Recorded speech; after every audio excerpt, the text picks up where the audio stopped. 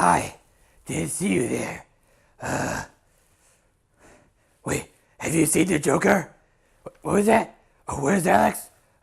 He's, what's that over there?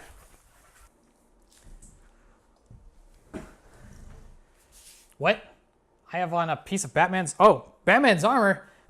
I don't know where this came from. I'm obviously not Batman. I'm Alex, and in case you couldn't tell, we're doing an overview of my Batman armor project. First, I'll go over the project as a whole, and then I'll go over groups of pieces individually. This Batman armor is not designed after one particular style like the Arkham series or the Dark Knight series. It's more my own personal designs and idea as to what I want the suit to look like. I would have finished this actually in Halloween 2017, but unfortunately events arose that made it so that I didn't finish it until now. But here it is! Well, most of what I'm going to be talking about today is the suit pieces that I actually made. These are some of the pieces that I bought to accent the suit that I did actually make. Like, for instance, the cape, boots, undersuit, and gloves are all from a previous version of the Batsuit that I used to run that was more costumey, not very intense. Now, the Bat belt here, this is an actual MOLLE tactical belt with MOLLE pouches attached to it because I wanted it to be more functional. But also mainly because of the fact that last time I checked, the Batsuit doesn't have any pockets. And, you know, it's kind of nice to have somewhere to put your phone and your keys and stuff. The material I used for most of the project is 1/2" EVA foam workout pads with some accenting with a thinner craft foam. For the glue, I ended up using most part hot glue with some barge cement thrown in there as well. For the coloring of all the pieces, I decided to go with black and gray Plasti-Dips. Obviously black for the black pieces, gray for the grays. I didn't really use any paint in addition to that, even though that's usually the first step, just because of the fact that I like the way it looks. But let's go ahead and take a closer look at some of the more individual pieces to get into even more nitty-gritty details. For the arms of the suit, I decided to go with these classic forearm pieces as well as some shoulder pieces. For the forearm pieces here, it's mostly all the thicker foam except for this detail work, like the blades in this little top piece that are done with the craft foam. And I think it just adds a little extra pizzazz that makes the pieces really pop. For the blades, I probably could have beveled them, but, you know, I forgot. So, moving on to the shoulder pieces, which are derived from a pattern that I got from the Evil Ted Smith site, which is, he's a guy who makes a lot of foam armor stuff professionally, and it worked out really nicely and just saved me a bit of time on trying to figure out how to develop shoulder pads. And I just modified the outsides to match more my kind of design I was going for. For the bottom here to attach it, you have the little shoulder strap that goes around your arm, and you also have this buckle that goes up to your shoulder pad, which just makes it so that it's all kind of held together. On the actual front face of it, there's glue everywhere and stuff like that, and it's a little unsightly, but in the way that it's on the suit, it's underneath the cape, so I'm not really worried about it. For the body of the suit, I built this upper torso piece, which has nylon straps over the top, and this segmented ab piece.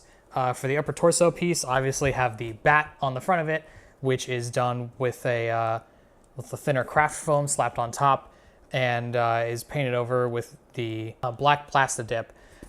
It also is a bat of my design, I might add.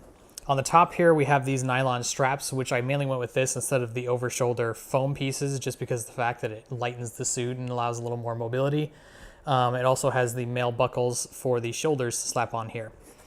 On the back of the body piece here, you can see that it has this little notch here, which allows it to bend more to the curvature of my back, which is nice because it fits better underneath the cape. Onto the abdominal piece, it is segmented to allow increased mobility, or at least that's the idea. It does have a bit of problems in that I didn't reinforce the glue enough, so it kind of started coming apart when I was wearing this for Halloween, which is kind of a problem. But as you can see on the back here, it's held together by these two side straps holding all the pieces together, and then it's got these two horizontal straps here that have buckles on the back that allow it to connect around my body and allow it to adjust appropriately. And this thing does actually work pretty well at increasing my mobility because of the fact that I can actually like bend over with it, which is actually really surprising and amazing. For the head area of the suit, I have the helmet and the neck piece. Starting off with the neck piece, it is designed in such a way that allows my neck to both bend and rotate, which it does a pretty good job of. is attached by just taking this buckle in the back here and snipping them together, and then bam, you're in business. I decided to paint the piece gray because of the fact that I think it adds a nice level of clash and detail that I don't think I've seen in a lot of suits, because most of the time usually the neck piece is still black even if it's a separate piece. But on to the real star of the show, which is obviously the helmet. All of this, including the ears and everything, is all made from 1/2-inch foam. There's no craft foam on this whatsoever, although I did Dremel out the nose quite a bit because I got to fit this schnauzer in there. For the detail work, like the temple ridges and the eyebrows, I have all of that done with epoxy putty, which does add quite a bit of structure to the helmet and makes it a little less floppy, but it also just about doubles the weight of the helmet, which, since it's made out of foam, isn't a super big deal, but it just adds a little extra weight on there. But enough about that. Let's go ahead and do a more technical suit up without all the movie magic in there, so you could actually see how the suit goes on and how I put it onto myself. And I'm just going to put on the suit piece by piece and just kind of talk you through it. All right, so first off is the ab piece here. Go ahead and do the top bit with the little buckle at the back here, which hopefully isn't going to fuck up my camera by yanking on that. Okay. Keeping this down is going to be hard. Yeah. Okay, and then I do the other buckle, which I probably could have showed you, but that's okay. I just tighten them up a little bit. Big deal. It's on there pretty good. Okay, next is the body piece, I guess, which is the one that's really going to mess up the sound if it does.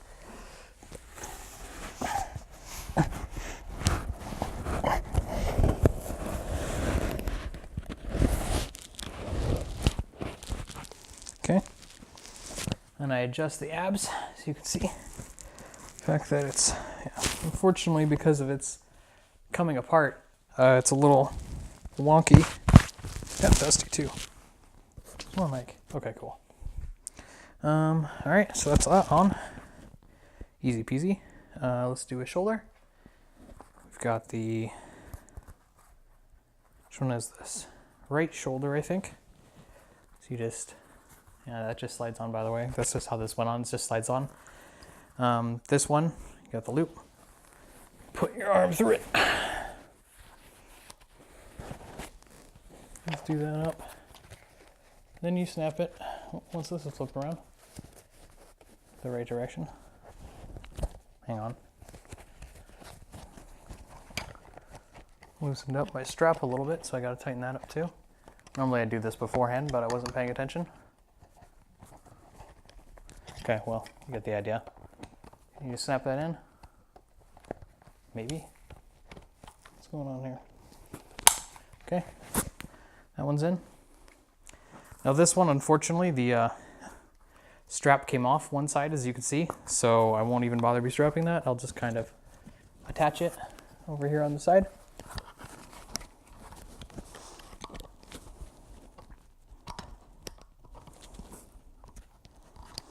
I know this is not nearly as glamorous as the other one was, but that's okay. There we go. And that one's on pretty much. 50-50. I guess I'll do the arms next. I'll do the right one first, or the left one first, because it's a little bit tighter. So it's on. Just slides on like that, and like that. Then I do the neck piece, which I just realized I should have done before I did the arms. And it just collapses up in the back here, as you can see. Hopefully I don't pinch myself.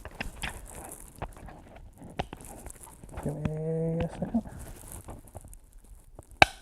Cool, okay.